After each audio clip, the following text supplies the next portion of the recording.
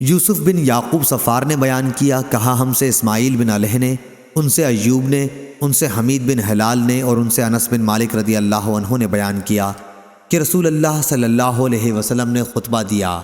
آپ نے فرمایا، فوج کا جھنڈا اب زید نے اپنے ہاتھ میں لیا اور وہ شہید کر دیے گئے، پھر جعفر نے لے لیا اور وہ بھی شہید کر دیے گئے، پھر عبداللہ بن رواحہ نے لے لیا اور وہ بھی شہید کر دیے گئے، اور اب کسی ہدایت کا انتظار کیے بغیر خالد بن ولید نے جھنڈا اپنے ہاتھ میں لے لیا اور ان کے ہاتھ پر اسلامی لشکر کو فتح ہوئی۔